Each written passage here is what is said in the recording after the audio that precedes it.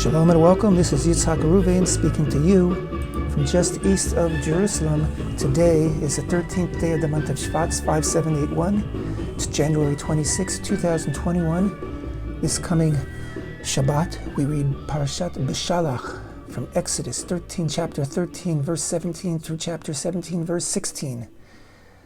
Later this week, tomorrow evening, Wednesday evening, we begin the one-day holiday of Tu B'Shvat. Talk about that a little bit later. Today is a day referred to as Parshat Haman. We're going to talk about that in just a minute also. So it's an exciting week in the dead of winter here in Israel and around the northern hemisphere. Last week, we concluded the week with heavy rains, and we've had a respite of a few days of sunny weather, but I think beginning tomorrow, the weather is supposed to turn again. We return to winter and hopefully more rains. We love the rains here in Israel. They are precious to us and they are a blessing. And as such, they are a direct communication from HaShem, from God. So it's always good to hear from God. And blessings is a wonderful, wonderful thing to hear from God. A blessing of rain, I should say. All blessings. We're going to talk in just a moment about Parshat Haman. Parshat Haman refers to Manna, which we read about in this week's Torah reading. In fact, this week's Torah reading begins with the Exodus from Egypt, the splitting of the Sea of Reeds, the crossing of the Sea of Reeds, the Song of the Sea, thirst and hunger, and then Parshat Haman, the story of the manna, which in Hebrew is man, because the people saw this white frost on the ground one morning and they didn't know what it was, and they said manhu. The word in Hebrew for what is ma. In this case, they put a nun at the end and said manhu, so it became known as man in Hebrew, manna in other languages. And after that, we read about Amalek, the nation who came out of nowhere for no reason, just felt that way without warning, just woke up out of the wrong side of the bed. I don't know. They attacked Israel out of malice, it seems, for there was no reason, good, bad, or otherwise, to attack Israel. Seems like it was pure malice, and unfortunately the beginning of a history-long trend of unprovoked attacks. But as we know, Israel prevailed. And if we have time, we'll talk about that some more in our broadcast. But right now, I'd like to begin in the traditional way in which I begin each show by reading the first few verses, psukim, of this week's parasha, which begin again in Exodus chapter 13, verse 17. Vayehi b'shalach paro et ha'am v'lo naham Elokim derech eretz plishtim ki karov hu ki amar Elokim pen yinachem ha'am bira'otam milachama v'shavu mitzrayma vayasev Elokim et ha'am derech hamidbar yamsuf v'chamushim alu v'nei Yisrael me'eretz Mitzrayim vayikach Moshe et atzmot Yosef imo ki hashpia et bnei Yisrael lemor pakod yifkod Elokim etechem ve'elitem et atzmotai mize itechem. It came to pass when Pharaoh let the people go that God did not lead them by the way of the land of the Philistines, the Plishtim, for it was near, because God said, lest the people reconsider when they see war and return to Egypt. People were just slaves a few days ago. If they're cast into a situation where they immediately have to go to war in order to conquer and inherit that nation, they're not going to be ready for it. We also learned from this that the land of Israel was actually quite close, and the 40 years in the desert had the power of maturing the people, teaching Torah, burnishing the people physically, spiritually, and as a society, as a unit, burnishing them for 40 years, even though we know that 39 years of those 40 years was in the form of a punishment. But that's for another time. So God led the people around by the way of the desert to the Sea of Reeds, and the children of Israel were armed when they went out of Egypt. Moshe took Yosef's bones with him, for he, Yosef, had adjured the sons of Israel, saying, God will surely remember you, and you shall bring up my bones from here with you. We remember in the closing chapters of verses, really, of the book of Genesis, that Yosef, when he knew he was about to die, gathered his brothers and said, you'll take my bones with you when you leave. And of course, it's recorded right here that Moshe himself saw to it to take Yosef's bones out of Egypt, and those bones were cared for and guarded and protected throughout the entire 40 years of the journey throughout the desert. And when Israel entered into the land, the bones of Yosef were buried, of course, just outside the city of Shechem.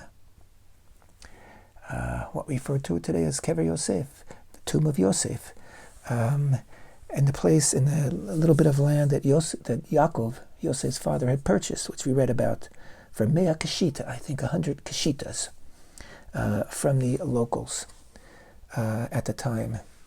So that's where the bones of Yosef rest to this day.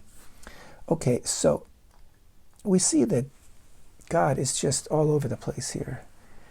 You know, he's changing the way Israel's going. He's moving hearts. He's doing this all over.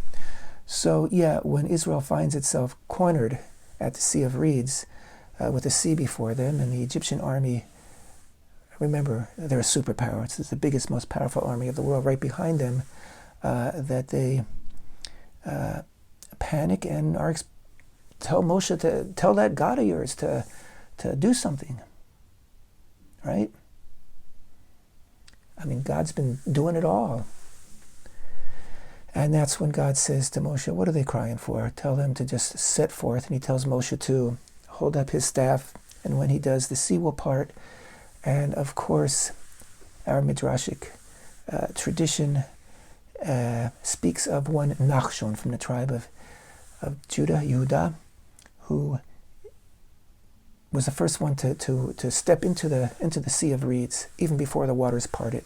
And only when he arrived up to his nostrils did God part the waters, meaning it takes initiative on our part. This is a constant, recurring lesson in the Torah and of the nation of Israel and the Jewish people for the past 4,000 years. When we show a sign of life, God responds very favorably. When we step up to the plate, God's there with us. When we decide to march into the sea, God opens it up. And again, God said to the people, what are you crying? You go forward. He was saying, take your first steps. Take your first baby steps. Don't be afraid. So we did, as a people, have to show that initiative, just like we had to show the initiative to slaughter the Passover lamb before we actually left. That was the final thing, the one condition that God said, you do this and you're out of here. You don't do this, I'm leaving you behind. So once again, the crossing of the Sea of Reeds was a joint effort. And once on the other side, the people, of course, celebrated with song, the famous Song of the Sea, which is one of the most beautiful pieces of poetry, I think, ever. A paean to God who delivered the people. Just you feel the joy, you feel the happiness, you feel the exuberance and the astonishment. It's all there. And of course, one of the concluding verses of the song goes like this. It says, you shall bring them and plant them on the mount of your heritage, directed toward your habitation, which you made, O HaShem, the sanctuary. O HaShem, your hands found it. Okay. Referring to God, the song says, you shall bring them, meaning Israel, and plant them on the mount of your heritage. It's always a beautiful thing that this verse comes up at this time of the year. It almost always coincides with the very week of Tu B'Shvat, which we're going to talk about soon, which is the New Year for trees, and it's a day of great planting in Israel. So it's always very beautiful that this metaphor here comes up in this week, almost every year. You shall bring them and plant them on the mount of your heritage, directed toward your habitation, which you made, O HaShem, the sanctuary HaShem, which your hands founded. So again, if you listen to if you watch and listen to the videos by Abba Horovitz, which we post each week, and are focused right now on the fact that we need to build the Holy Temple, and arguments like it's going to drop down from heaven, or the way for Messiah don't hold water. And I'm not going to say any more about it right now. If you want to hear in-depth, real serious discussion, I suggest you go to our YouTube channel and listen to the Abba Horovitz's videos. They're usually between 10 and 15 minutes long, very informative, and he's a good teacher. I recommend it. But he was talking about this very verse, and the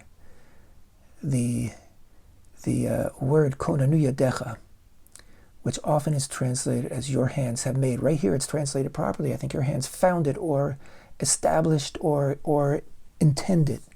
The konen means to establish. It also means to have intention, the kaven, to have intention.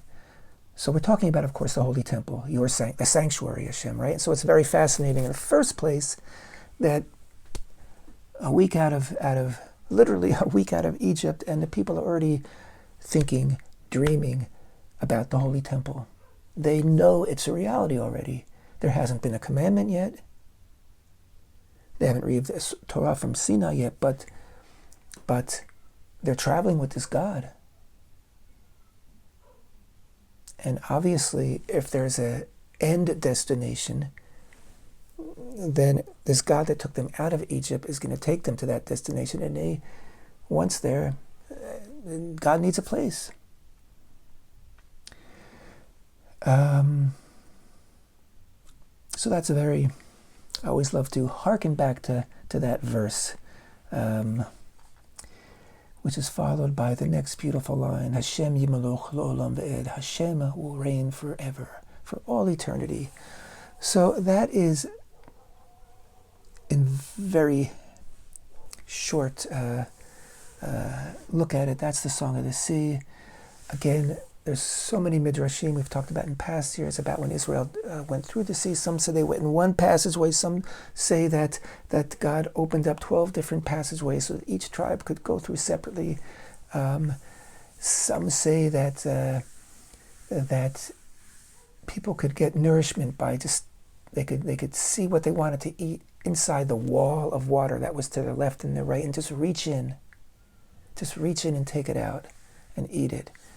And there was a beautiful, beautiful knowledge of HaShem. This was a total, as miraculous as a physical experience it was completely transcendent as a spiritual experience. And everybody was filled with knowledge of HaShem. And this was just the first. This was, the mother's milk of Torah, of knowledge. This is the first morsel of spirituality that these people are just imbibing as they cross the sea. This wondrous event. And then after, of course, reality sets in, and people are hungry, and they're complaining. So, as we know, God answers their complaints with first the wind that drives in pheasants, which are known to be very easy to catch. They fly low, and traditionally, I think in ancient times, they would set up nets that would just catch a lot of these pheasants as they passed through. In any case, Israel had pheasants, and the next morning, the people awoke, And chapter 16, verse 4, so Hashem said to Moshe, behold, I am going to rain down for you bread from heaven. How does that? Lechem min hashamayim, bread from heaven. And the people should go out and gather what is needed for the day, so that I can test them, whether or not they will follow my teaching. And of course, we know that every morning for the next 40 years, every morning there was man on the desert floor, on the desert surface. It gave beautiful descriptions in this reading as to what it looked like, what it tasted like, and of course it was something out of this world, literally. It was literally bread from heaven. It was literally from God's kitchen. And it's understood that this manna, physically nourished the people. It gave them the nourishment they needed to sustain them throughout 40 years in the desert, but it also gave them spiritual nourishment. And how could it not? Because it was directly from heaven. Lechem min hashamayim, directly from heaven. So for 40 years, the people were imbibing on this. Of course, later on, we do hear that the people complained. They got bored with it, human nature, I suppose. But what it meant was they had guaranteed sustenance for 40 years. And some of our sages have said, well, that was God's plan so that the people would have time to be able to study Torah.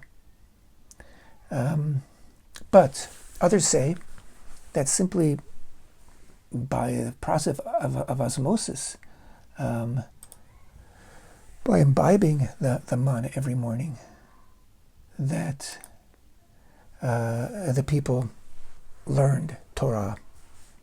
But there's another lesson here, and this is what Parshat Haman, as I mentioned before, this section inside of Parshat Beshalach about the man. I don't know, it's about 30 or so verses, I think, is referred to as Parshat Haman, and it actually is the basis of a prayer that many people say every day after the morning service, as at the conclusion of the service, and that a Hasidic rabbi by the name of Menachem Mendel of Rimanov, who was born in 1745, died in 1815, he taught that saying Parshat Haman on a Tuesday before we read Parshat Beshalach, in which Parshat Haman appears, is a skula, meaning it's a talisman, it's a positive thing. It'll give you a good year. Good time to pray for a year of parnasah, which is the Hebrew word for your daily bread, for making a living, for sustenance. And what Parshat Haman, the story of the man in the desert, teaches us is that we can work as hard as we can, and we can look for opportunities to move ahead and earn money and earn enough money and earn more than enough money, but it's all in God's hands, and that God will bless us with the sustenance that we need if we in turn understand that what God blesses us with is the sustenance that we need. And so every day the people in the desert were instructed to take as much as you need. If you have a large family, take as much as you need. If you have a small family, just as much as you need, and don't let it sit overnight. And the next morning, those people, of course, we know, who didn't follow instructions, the next morning it was rotting and full of worms. And this taught us that earning a living is an everyday, 6-day-a-week activity. So every day we go out to the field and collect our man, or we go to the office, or we go to wherever we go, to the factory, to the field, and to earn our daily bread. And then, of course, God instructs Moshe to instruct the people that on Friday, on the 6th day, they should collect twice as much as they would need. and that it will last, of course, through the following morning and day, so that they won't have to collect on Shabbat, because Shabbat is the day of rest. And so this was really their first Shabbat lesson as an up-and-coming nation. And of course, God poses it also as a test. We'll see if people are up to it, because people have to be taught. Again, concepts of responsibility for oneself, of time, of management of time, of management of materials and things. Israel had only known for some time now from the vantage point of being slaves and having no control over any of that. And now they've been given control over time, and they've been told to be responsible for themselves, and they're learning how to do it. Just like a child has to learn these things. These people were in many ways children, and of course God is in many ways their father. And he's holding their hand and bringing them out of Egypt, and he is going to teach them how to act and be responsible men and women in this world. That's Parshat Haman. So Rabbi Menachem Mendel of Rimanov started a tradition that on this day, Tuesday, the Tuesday before we read Beshalach, which is the Shabbat, this Tuesday, it's a special skula, a special positive, propitious thing to read Parshat Haman in order to give you a good year ahead of parnasa, of making a livelihood. And of course, times have been tough this year for many, many people. Many people have lost their jobs because of the pandemic, and many people are having a very hard time making ends meet. So you'll find posted in more than one place, but you'll find posted on the Temple Institute's Facebook page today a post talking about Parshat Haman with a link to a PDF that opens up and has it in Hebrew and English, including an opening blessing that we also say. And I really recommend it to everybody to read it today, and maybe to get into the habit of reading it every day.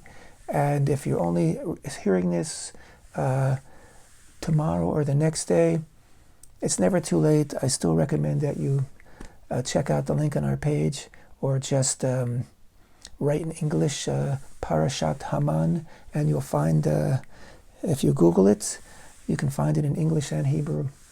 And it's a good thing to say, because when you say it in this consciousness that we've been talking about, you understand that it really, the whole story of the Man really is teaching Israel and us today a very, very significant and serious lesson about making a living, our attitude toward making a living. And again, this concept that it was a spiritual as well as a physical nourishment, I think also brings to light the importance of having a spiritual aspect in your day every day. Life is not just work. Man does not live by work alone. And what do they say? All work and no play makes Jack dull. I would say all work and no Torah, no spiritual nourishment, makes Jack a very sad boy. So part of your daily bread, part of gathering the manna each day, is setting aside time and presence of mind and consciousness in order to be learning Torah, to be living Torah, to be imbibing the spirituality. And that can be, if you can manage it, to do that in step with your physical labors of the day, that's fantastic. If you need to set aside extra time, that's also fantastic. But again, these are the lessons of Parshat Haman, and it's a super serious lesson. So I really encourage people to look at those verses and just think of them in the context of what we've been discussing, and I think you'll find them very, very enlightening. Tomorrow night, as I said, is Tu B'Shvat, the 15th of this month of Shvat. Tu, as in Tu B'Shvat, is just Tetvav, and that's Hebrew way of spelling 15. So Tu B'Shvat is the 15th day of the month of Shvat, the very middle of the month, and it has a long and celebrated history. It is one of 4 new years of the Hebrew year. God gave us this responsibility just last Parsha before we left Egypt, that we're in charge of time, and I guess we just love it. So we come up with all sorts of 4 new years in a single year. And we're going to read about that just in a moment. It doesn't appear in Torah, these 4 new years.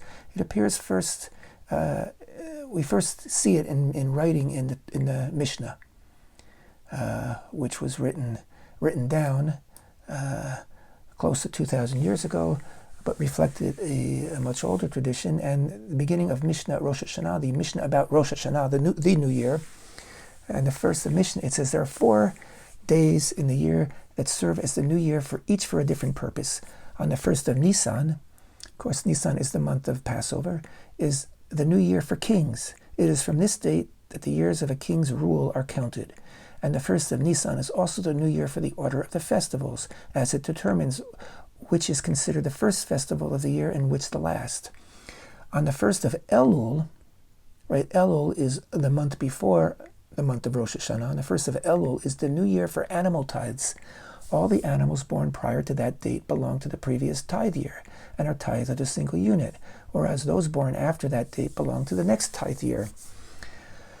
And then it says, Rabbi Elazar and Rabbi Shimon say the new year for animal tithes is on the first of Tishrei, and the first of Tishrei is a new year. Okay, so there's a difference of opinion between the Mishnah and Rabbi Elazar and Rabbi Shimon. We follow the Mishnah. The 15th day, the first day of Elul is the new month for animal tithes.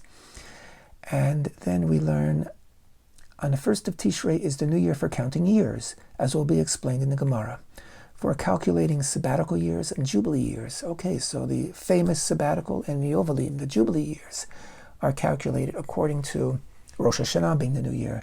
From the first of Tishrei, there is a biblical prohibition to work the land during these years. Okay, that's referring again to the Shemitah and Jubilee. And for planting, for determining the years of Orla, that is the 3-year period from when a tree has been planted, during which time its fruit is forbidden. And for tithing vegetables, as vegetables picked prior to that date cannot be tithed together with vegetables picked after that date. Okay, all this tithing refers, of course, to bringing korbanot offerings to the temple, and of course the tithes, maaser in Hebrew, that we would donate to the Kohanim, to the temple priests and the Levites. And then it says, finally, on the first of Shvat is the new year for the tree. The fruit of a tree that was formed prior to that date belonged to the previous tithe year and cannot be tithed together with fruit that was formed after that date. This ruling is in accordance with the statement of Beit Shammai, but Beit Hillel is the school of rabbinical school of thought that we follow today, with very few exceptions. Beit Hillel say the new year for trees is on the 15th of Shvat. So that's how we get to the 15th of Shvat. And again, we understand that this is a time of year where, the sap begins to rise and trees begin to be rejuvenated. Around this time of year, the shkediot, the almond trees here in Israel all blossom around this time of year. Beautiful white blossoms with a little bit of pink and golden in the middle, I think. And this is their time. Sheked, or for almond, also means to be the first Johnny on the spot. To be right on time. That's Sheked. So this is the time for spiritual rejuvenation, along with a physical rejuvenation in the world of the trees and in our world. For, as we all know from the verse, that man is like a tree of the field, and man, we dig down our roots and we spread them, and they're fed with water. Water is Torah, and the more the water, the deeper the roots grow, and the wider they spread, and the healthier your tree is. And the healthier the tree is, the more branches and leaves form that all gesture upward toward heaven, because that is the meaning of man, to be nourished on the nourishment of Torah, to dig deep roots and to spread his hands and his heart and his focus upward toward heaven, to be at one with God. So yeah, that is just one of the things we can look forward to tomorrow evening on Tu B'Shvat. And of course, Tu B'Shvat is celebrated in different ways. Traditionally, we eat fruit from the land of Israel on Tu B'Shvat, and those fruits are the 7 species of the land of Israel, which are wheat and barley, and pomegranates, and olives, and figs, and dates, and grapes. So those are the traditional fruits that we eat. Some people add more fruits. When Israel was in exile, many of these fruits were only available, if at all, in dried form. So to this day, many people eat dried figs and dried dates and things like that. There's a Kabbalistic practice which began in the land of Israel some 500 years ago, I'd say. And that is to have a Seder on Tu B'Shvat, similar to our Passover Seder, and similar also to a Seder that we perform on Rosh Hashanah. In this case, we eat the different fruits and make blessings, and it's a very beautiful thing that many people observe. Other people just have fruits from the land of Israel. And another activity that has become very, very prominent here in the land of Israel in the past 100 years is the planting of trees. And this began in the early days of the modern Zionist movement, when they started raising money to be able to plant trees in Israel. As we know from Mark Twain, nothing was growing in Israel. It was a wasteland. And in order to bring back the land, they had to start planting trees. And so over the past century, hundreds of millions of trees have been planted in the land of Israel. What was a barren desert and swamp, malaria-filled swamp area 100 years ago, is, anybody who's been to Israel knows today, it's amazing. And of course, we just hope it keeps getting greener. And so today, the Tu B'Shvat has become a traditional day for people to plant trees in Israel, and many school children and many organizations organize this and plant trees. So giving back to the land, giving back to the amazing creation that God has blessed us with. And again, just being able to mark a new year for trees is a token of tremendous gratitude for the blessings that God has blessed us with, these physical blessings of trees. It's it can't get better than that. It's fantastic stuff. So again, today, Parshat Haman, and tonight, Wednesday evening,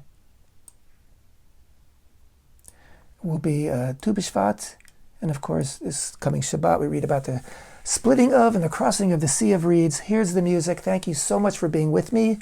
Temple Talk.